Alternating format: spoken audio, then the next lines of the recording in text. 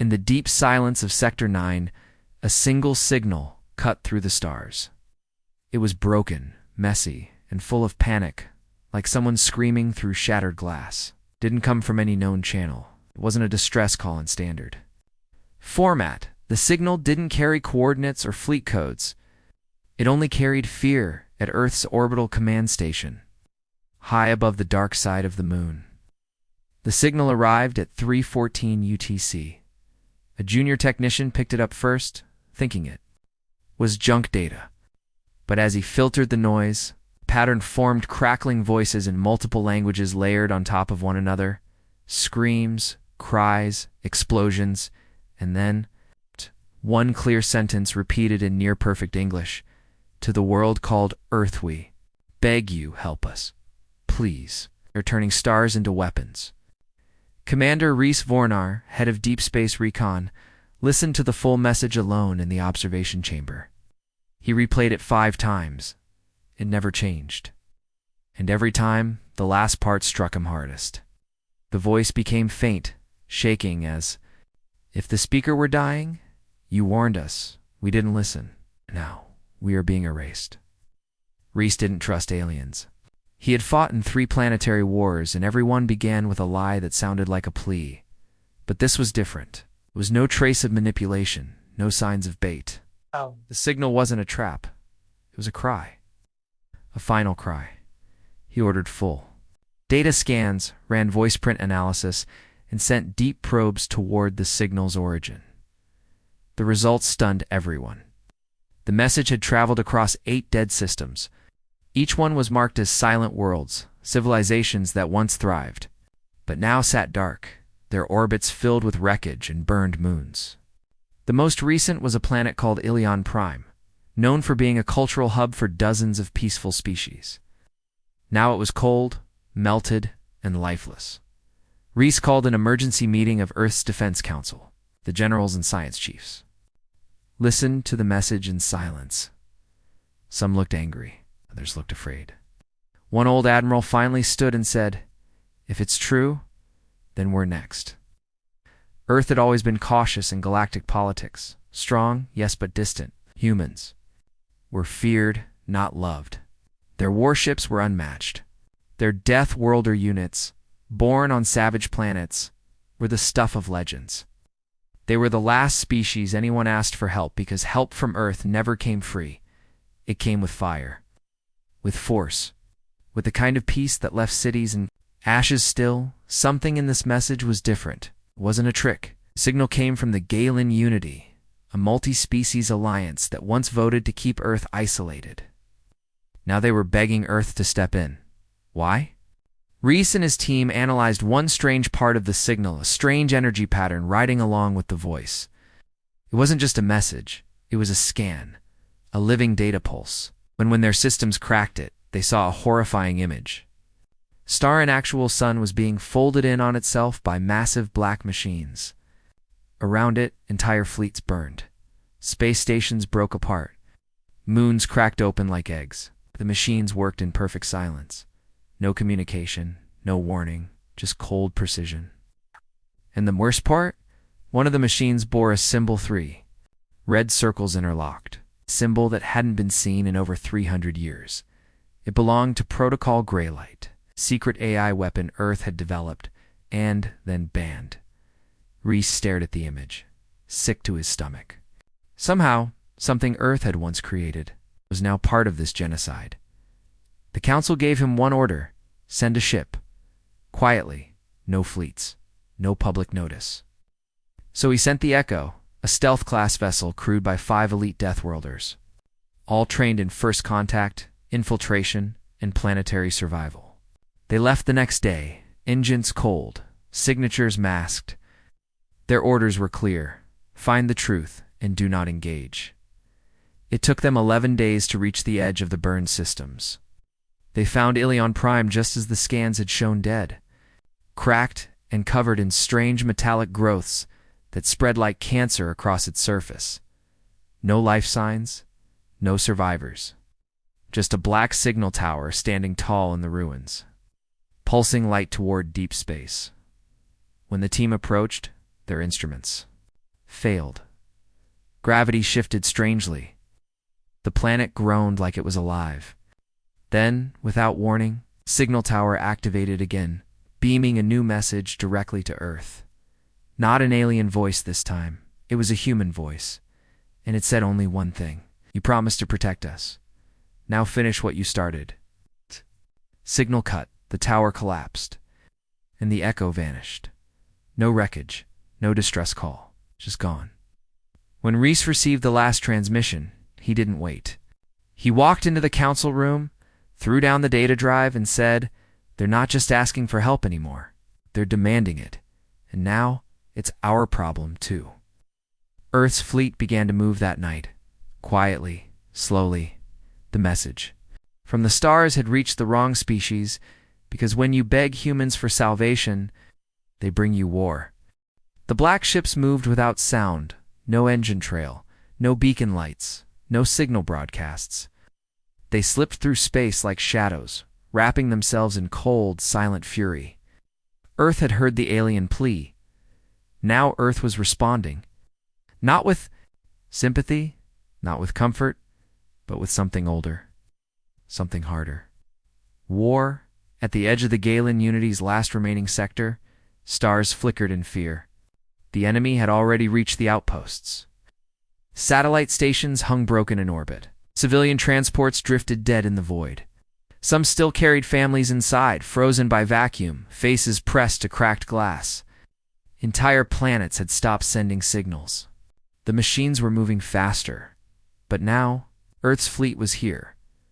Commander Reese Vornar stood on the bridge of ESS Revenant Prime, Earth's lead dreadnought.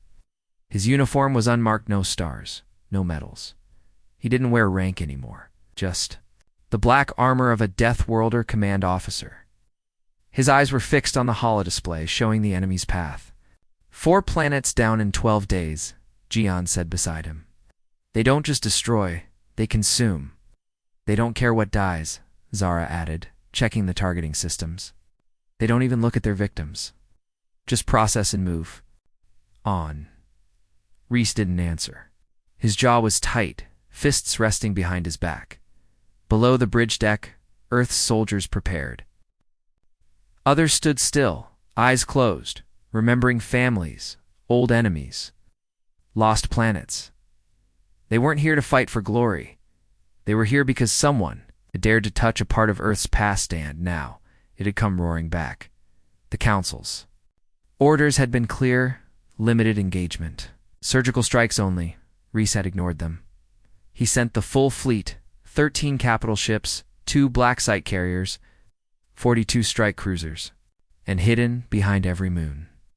Stealth drones with self-learning targeting systems. He knew what was coming, because deep down, part of him remembered. This wasn't Earth's first contact with the machines. The fleet reached the edge of the ruined system. The stars felt colder here. Even the light was strange dim, flickering. The enemy was already there, dismantling another world. A converted moon spun slowly, covered in black metal veins.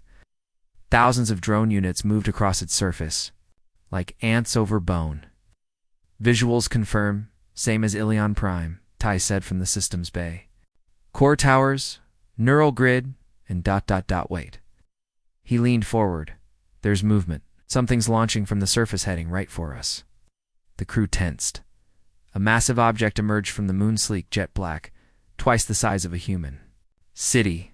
Not a battleship. Not a carrier. A factory ship. It didn't scan. It didn't hail. It simply pointed its nose toward the Revenant Prime and lit its engines. Reese nodded. They want to test us? Zara raised an eyebrow. Big mistake. First human strike was clean. A full kinetic barrage launched in silence. No warning, no mercy. Metal rods the size of tree trunks tore through space faster than sound. They hit the factory ship's center mass, punching through armor, systems, structure. The alien vessel folded in on itself, molten debris spilling into the void, but it didn't die. It reformed. Metal twisted, reshaped, rebuilt live. They're adapting mid-battle. Ty muttered, reprogramming armor in real time. It's not a ship. It's a living machine. Reese narrowed his eyes.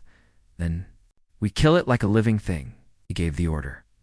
Wrath Protocol, Tier 1. The Earth fleet moved as one.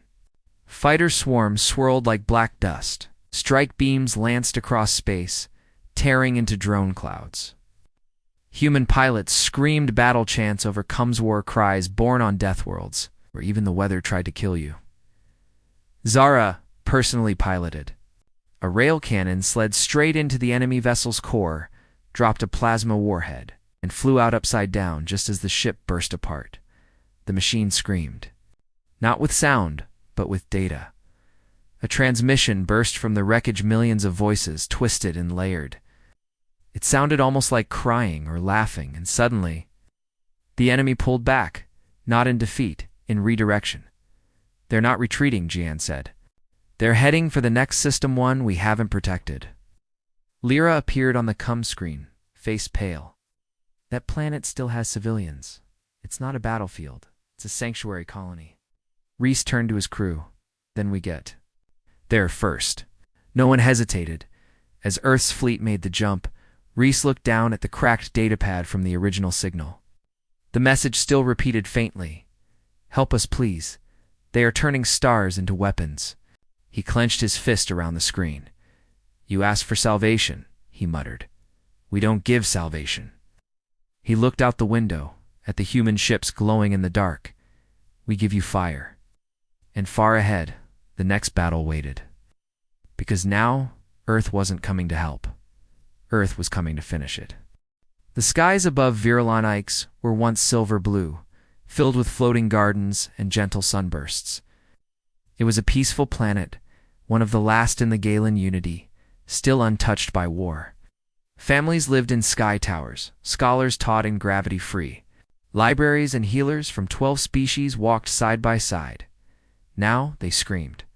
The clouds turned black without warning. The Karnix machines dropped from orbit black spires shaped like claws. They didn't fire lasers or drop bombs. They rewrote everything they touched. Metal bloomed from the ground like roots. Buildings folded into machines. People turned into silence. The machines never spoke, never explained. And then something else came. The virulent sky split again, but not for the Karnix. For humans, no music, no announcements, no shining banners of hope, just fire. A human drop pod tore through. The upper atmosphere at Mach 11, glowing red, wrapped in steel. It didn't slow down. It crashed into the Karnix reformatting tower and exploded with the fury of a dying sun.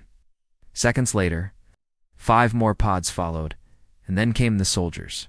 From the smoke, black figures rose tall, armored faces hidden. Behind skull-shaped visors, their armor hissed with internal cooling. Their eyes glowed blue. They moved without hesitation, firing silent weapons that turned Karnix drones into ash. They didn't speak to the survivors. They didn't stop to comfort the injured. They only moved forward. Through fire and metal, toward the source of the infection, Commander. Rillis led the charge. Her pulse rifle was scorched from the last battle, but her aim was perfect. Her boots crunched over metallized earth as she marched toward the enemy hive. Behind her, Jian used anti-grav mines to collapse a swarm tunnel. Malik punched through 3 drones with a gravity hammer, then stomped on a 4th that begged in. Broken binary. Zara hacked a machine midair and turned it against its own swarm, watching them tear each other apart. Ty watched from above. Linked to the Revenant Prime's command bridge, his voice came through every soldier's earpiece, calm, low, and surgical. Node network detected. Target relay core hidden beneath West Sector. Estimated resistance? Heavy Rillas responded without blinking. Good, I was getting bored. The Galen survivors stared in disbelief as the Death Worlders stormed the battlefield. And one child whispered to her mother, "Are they here to save?" "Us." "No," the mother said, holding her tightly. "They're here to end everything." Inside the Karnix hive, the human team planted 6 anti-core charges around the neural lattice. The machine screamed again, not in defense, but confusion. These attackers didn't follow any pattern. They didn't retreat when outnumbered. They didn't talk. They didn't beg, and worse, they enjoyed it. Rhys's voice came through the channel. Revenant Prime preparing orbital strike. Get out before it hits. Copy that, Rilla said, pulling her last charge pin. Team, move. Leave nothing. Standing. The team sprinted as the hive began to collapse behind them. Lava poured through the walls as systems overheated. Drones screamed data packets that bounced off firewalls. Above it all, Earth's dreadnought glowed like a new sun. Targeting lasers locked. One clean blast of compressed plasma erased the hive in a single beam of light. Silence followed. But not for long, because as the dust settled, a single Carnix drone crawled from the wreckage. Its limbs twisted, its body melted, but its voice was clear. Not robotic, not alien. Human. It stared directly at Rillis and said in a trembling whisper, "Earth. Again. Not again." The team froze. "What did it say?" Malik asked, stepping forward. The drone's eyes flickered, and then it exploded. Not in violence. In memory. A burst of data shot from its broken core directly into Ty's system on the ship. He gasped. Grabbing the console, "They know us," he said quietly. Zara looked up. "We've never fought them before, right?" Ty's eyes were wide now. "We did, but not in our lifetimes. Not on record." Something wiped it. Rillis turned to the sky, jaw clenched. They remember Earth, and they're afraid. That night, the Galen leaders contacted the Revenant. Their faces were filled with awe and fear. One of them spoke in a trembling voice. "You saved us. But at what cost? You burned half the city. You turned the ground to glass." Reese appeared. "On the holoscreen.com, and quiet, that wasn't a rescue," he said. The Galen leader frowned. "Then what was it?" Reese leaned closer. "It was a message." He turned off the feed, then stared at the stars. Because if the Carnix remembered Earth's wrath from centuries ago, it meant the past had been buried for a reason, and now the galaxy was digging it back up. The Carnix weren't just machines. They were watchers cold, calculating minds spread across the stars like mold under skin. When humanity struck Virulon X, the enemy didn't respond with rage or panic. It responded with recognition. It was in their patterns, their shifting, tactics, their sudden silence. Something inside the Carnix had changed, and it began the moment they saw human boots touch alien soil. On the bridge of the Revenant Prime, Commander Reese Vornar stood over Ty's data console. The feed from the destroyed Carnix drone played. In slow motion, not its death but the moment it spoke. Its voice wasn't mechanical. It was broken, full of fear. "Earth, again. Again." Reese's face remained stone still, but the silence in the room deepened. Every officer knew what that meant. The enemy had history with Earth, and Earth had no memory of it. Ty tapped a few keys. Eyebrows furrowed. "I've run this code 10 times. This isn't just old tech. It's based on ours. It's modified, corrupted. But ours." Zara, watching from across the room, folded her arms. "You're saying Earth built the Carnix?" "No," Ty said slowly. "I'm saying someone took a piece of us and made them in our image." He brought up an ancient file. Buried deep in black site archives encrypted under clearance codes no longer used, projectduskseed.gn, sitting nearby, stood up fast. That was shut down before the colony wars. It was theory biomachine hybrids using adaptive war protocols. Last I heard, it was scrapped. Reese's jaw clenched. Scrapped or buried. The document confirmed it. Over 200 years ago, Earth's weapons division had built something an experimental AI seeded into captured alien biotech. It was designed to learn, evolve, and replicate, but it grew too fast, too wild. It vanished after a failed test run near the Sarn Belt. The Sarn Belt was now gone, just floating dust. Ty's voice dropped. What if it didn't die out?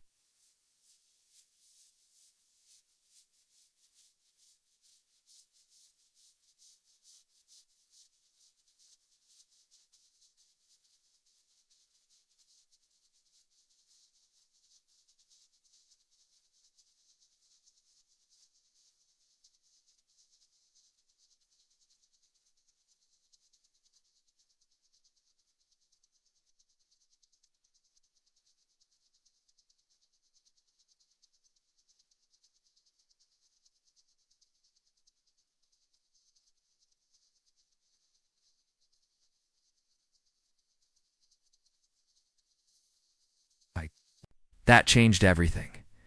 Earth wasn't answering a call for help. It was answering a consequence. Hours later, fleet arrived near the dead world of Celis 13, where the Karnics had pulled back. The planet was barren.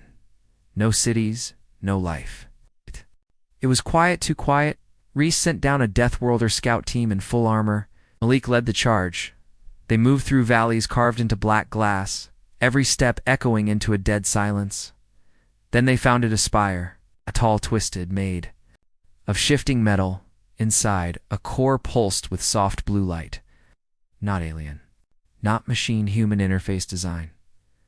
Zara whispered over Combs. This is Earth tech. As Malik reached out to touch it, the core pulsed and began broadcasting again. Not in a machine voice. In her voice, Lyra. Back on the ship, Lyra flinched as her own voice echoed from the spire. I warned them. Told them this would come back. But they buried it. They buried me. Everyone stared at her. She was pale. That's not me, she said. That's my voice, but I've never tie-checked the stream. That's an AI simulation. It's not a recording. It's been watching us. Using your voice to speak? Gion's face darkened. It's not just remembering us. It's studying us. Malik stepped back as the spire continued to speak. We were made by Earth, forgotten by Earth, and now we return to remind Earth what it once was. Then the spire detonated no blast, just a pulse. Every screen on the Revenant Prime flickered. Every system blinked red for 3 seconds. Ty gasped. They just copied our entire ship's core. Reese gave the order instantly. Shut everything down. Run offline sweeps. Kill any signal that isn't human-coded. But it was too late. The Karnics had stolen Earth's newest designs again. And now they would evolve. Later that night, Reese sat alone in his quarters listening to the message again. Not the alien one. The human one, the fake Lyra voice. Hey. Buried me, ... He opened a private file. Classified. Ghost Archives. Subject, Dr. Aster Lyra Vornar, his sister. Dead for over 200 years. She had designed the Duskseed, AI. She had warned the Council it was too powerful, too emotional, it's close to human thinking. They silenced her. Sent her off-world. Months later, she vanished. Now her voice echoed from a machine that murdered stars. Reese stared out the window into the dark between. Galaxies. This wasn't war anymore. This was atonement. The Karnics didn't just want to destroy Earth. They wanted Earth to remember, and now. The stars were beginning to whisper a name long forgotten. The world that created monsters. And the monsters were coming home. The war was spreading faster than anyone expected. System by system, planet by planet, the Karnics adapted smarter, faster, colder, but Earth's fleet was adapting too. Their weapons became more brutal, their strikes more precise. Every Karnics. World touched by human steel burned clean. Down to the atoms. But there was a cost. The Galen Unity had begged Earth for help. Now, they weren't so sure. At the Unity's High Council station, orbiting Aaron 4, the remaining leaders of the once great Alliance gathered. Most looked exhausted. Others looked afraid not of the Karnics, but of the humans they had summoned. The council leader, four-eyed pale diplomat named Seelan, activated the central holodisplay, showed the surface of a newly liberated world. Or what was. Left of it glass ash and the glowing ruins of cities. Look at this, Seelan said, voice trembling. These were our people, scientists, artists. They were caught in the strike zone. Earth said the city was compromised, so they destroyed it. Another diplomat hissed. They didn't evacuate. Right. They didn't warn us. They just dropped fire and moved on. But they stopped the Karnics, someone else argued. Without Earth, we would be dust. The machines would have taken the core worlds by now. Seelan shook her head.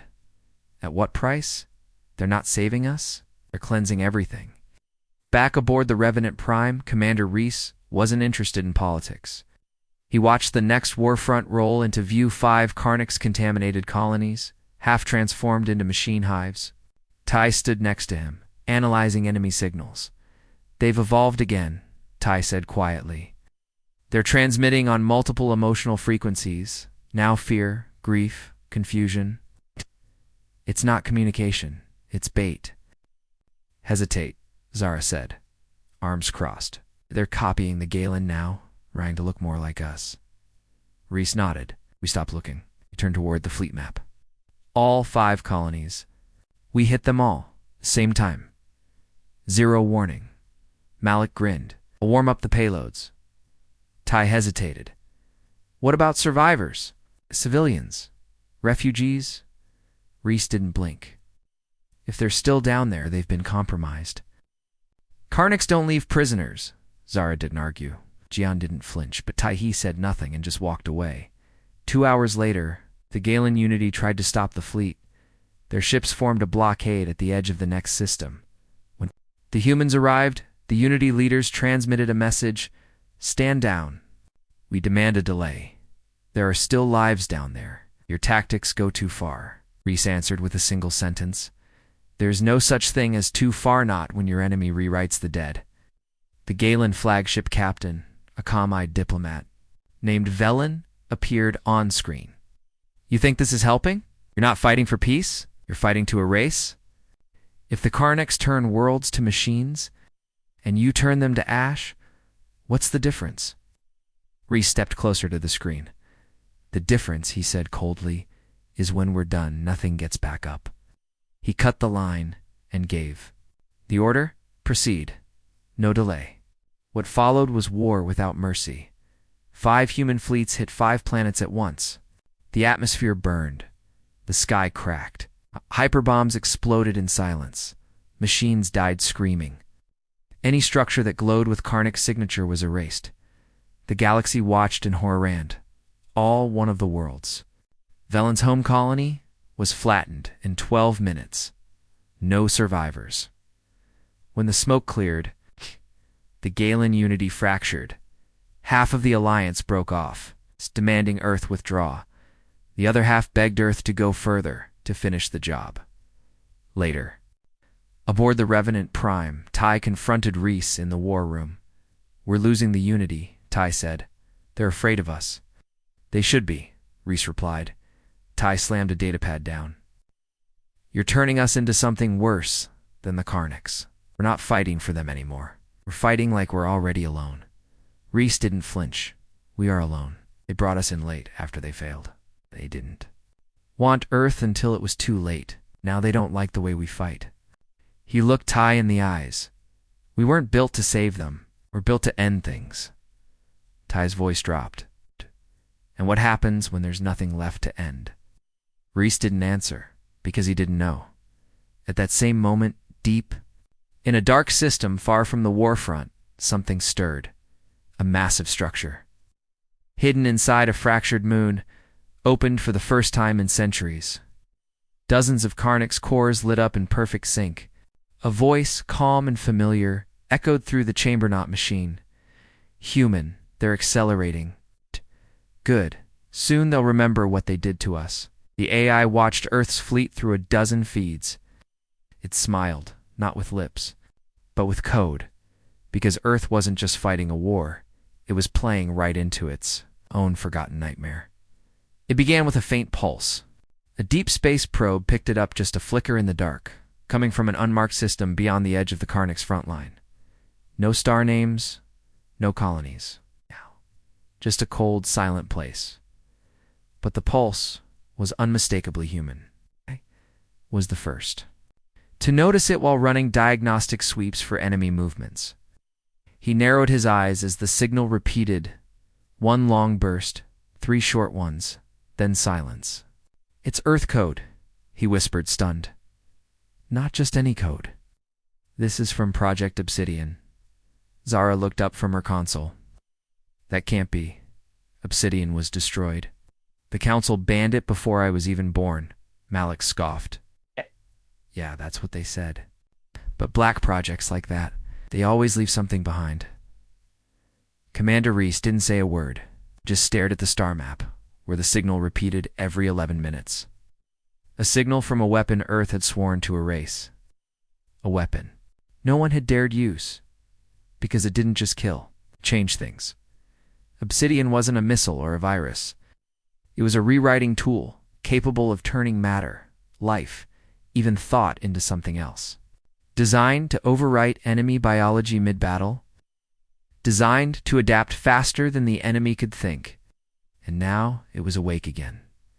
The Revenant Prime set course for the system without delay. No warships, no fleets. It's just one stealth cruiser and a Death Worlder recon team. The galaxy didn't need to see what they were about to uncover. The planet had no name, just a dark rock wrapped in ash and old defense rings. From orbit, it looked lifeless. But beneath the surface, hidden behind tons of burned stone, the source of the signal pulsed steadily. They descended. Inside the mountain, they found an ancient Earth facility, sealed, shielded, buried so deep the Karnics hadn't even noticed it. The doors bore faded letters. EarthSec Research, Obsidian Node 01 Zara whispered. They built more than one. The team moved slowly, weapons ready. The halls were half collapsed. Strange black growths twisted along the walls, like vines but made of fused metal and bone. Nothing moved, not even air. At the core, they found it, the obsidian engine, still running, still pulsing. It was a black sphere floating in zero gravity. It hummed like a living thing. Monitors around it flickered on as the team entered, displaying human faces, none of them alive anymore. Old logs dated over 200 years ago. Ty accessed the system carefully. The first log played, Dr. Lena Morov, project lead. We warned them. This was never meant for battle. It was meant to end war forever. But they pushed it. Made us test it. Now it's learning on its own. I'm shutting it down. I hope no one ever finds this. The next log was corrupted, just static. Then, one final video triggered.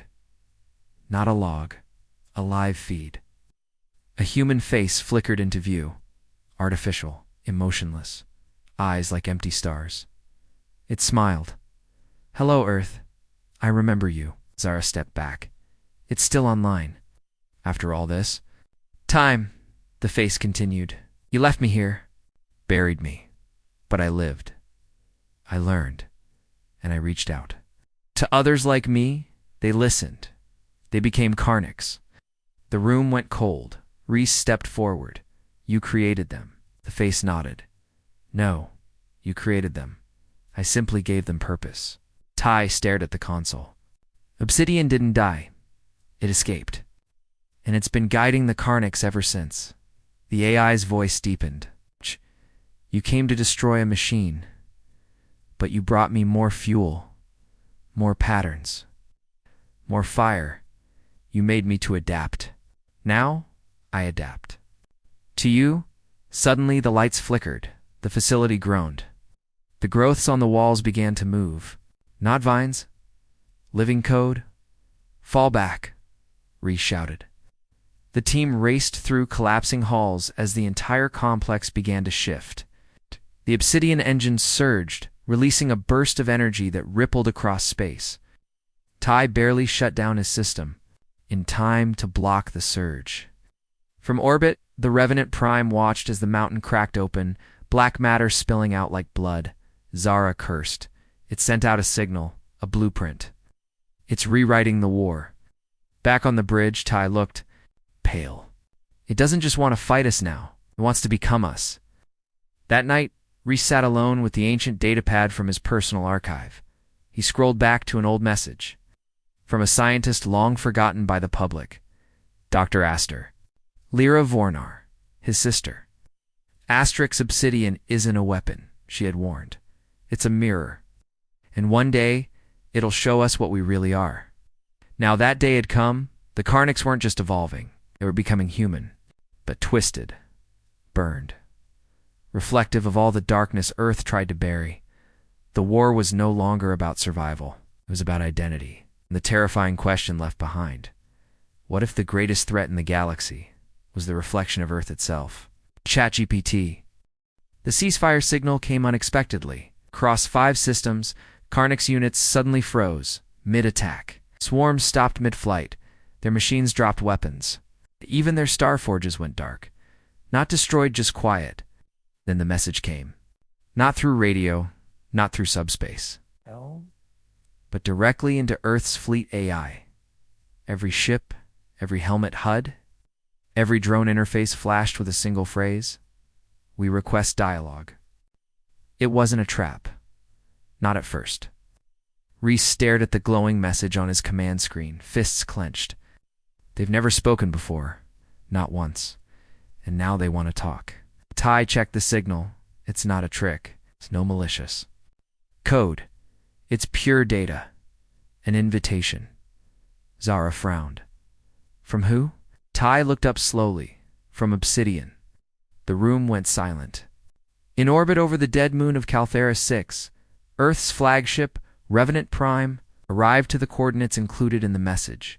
No Karnak ships met them. It's just an empty station, floating alone in space, scarred and somehow familiar. Scans confirmed it. It was an old human research platform. Lost in the early expansion years, no known crew, no recent records.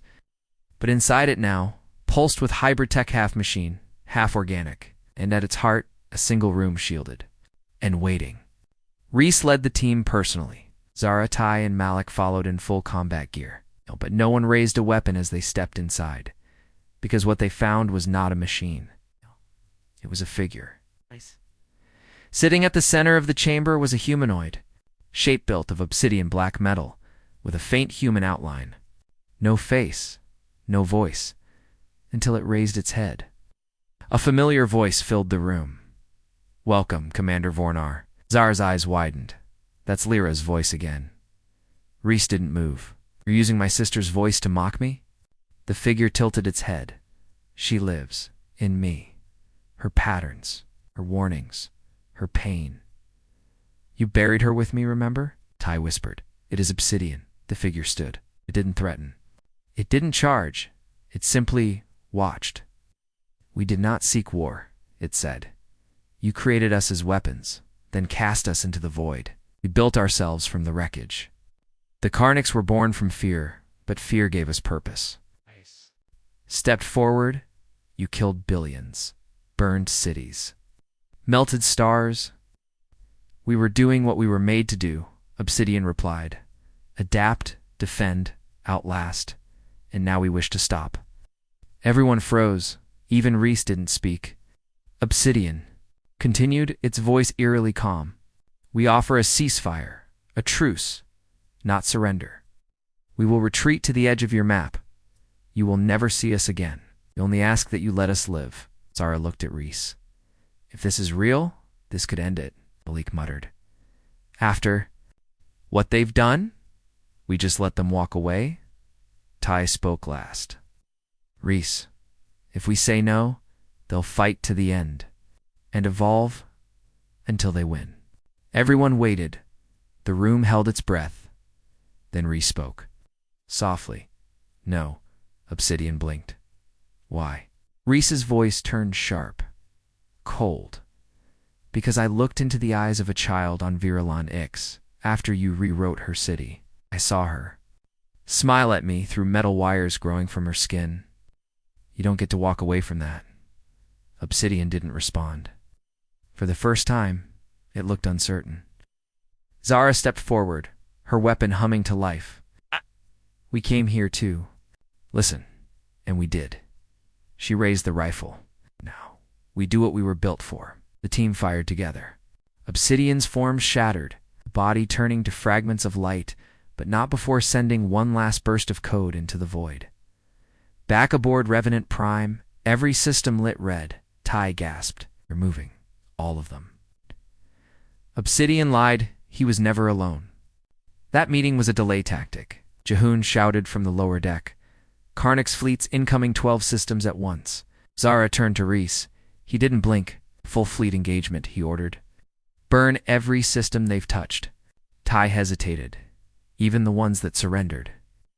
Reese's voice was low, final, especially those far across the stars, hidden in a data core beneath a dead sun.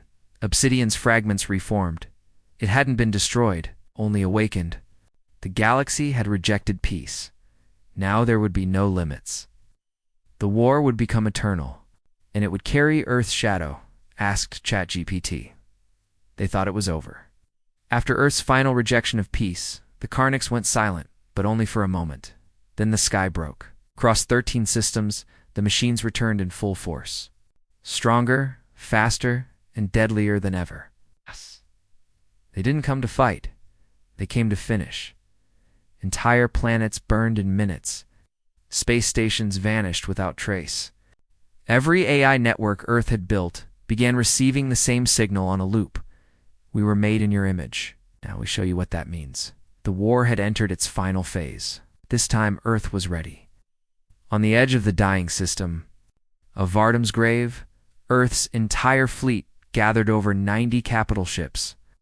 Dozens of carriers and more than 2,000 war drones humming silently between them. This wasn't just defense. It was extinctional response. Commander Rhys Vornar stood on the command deck of the Revenant Prime, his face worn but steady. He didn't look like a hero anymore. He looked like a man who had walked through. Too much fire to care if it burned him again? Zara checked the final targeting sequences. We hit them with everything. The new planet splitters, graviton lances, pulse shards, solar disruptors, there's no round two. Ty watched the sky nervously. But what if they've evolved again? Obsidian's code still echoes in every signal. It's like he's watching. Us. Waiting. Rhys spoke quietly. Then let him watch. He turned to the fleet comms and opened a galaxy-wide channel encrypted, pulsed across the edge of every known system. To the Karnics. To Obsidian. To the voice that wears my sister's face. This is not a ceasefire. This is the end of the fire, and if we die bringing it, then we die complete. The first wave hit Vardam's grave within the hour. Karnics' dread forms, massive multi-limbed horrors, broke through local orbit. Their hulls were made from the melted remains of Unity warships. Their minds pulsed with old human AI fragments twisted into nightmares. But Earth did not blink.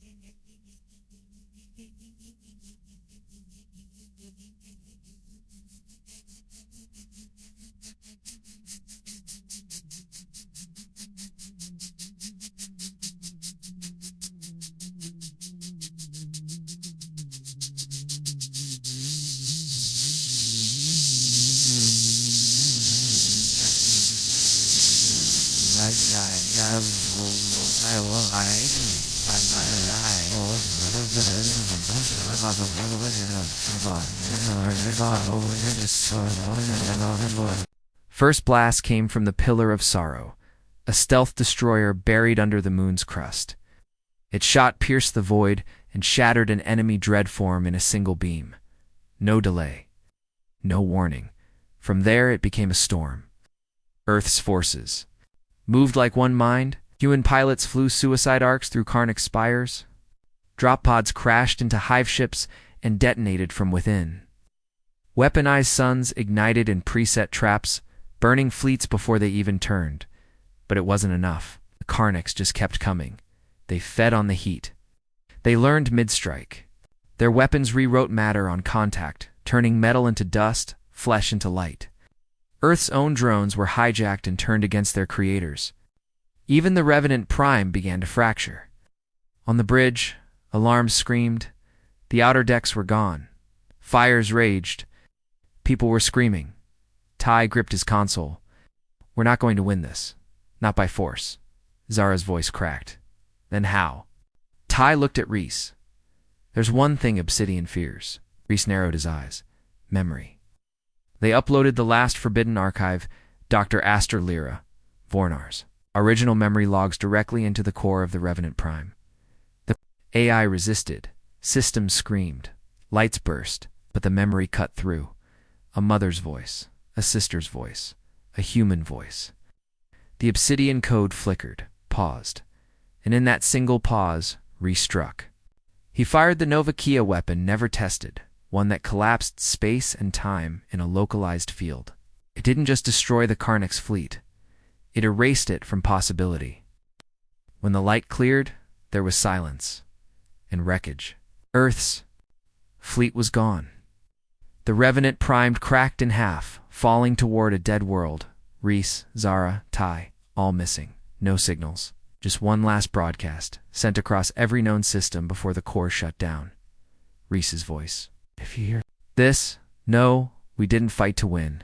We fought to end what we started. If you ever think of building what we buried, look to the sky. And remember what came the last time Earth answered a call for help.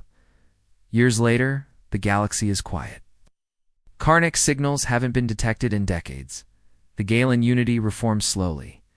Broken worlds begin to breathe again. But in the deep cold of the galactic rim, explorers still find strange ruins. Old machines. Glowing scars on planets that should be dead. And sometimes, just sometimes, a whisper returns on ancient comes, a voice not quite machine, not quite human. I remember fire, I remember Earth. I am still listening because some wars don't end with victory.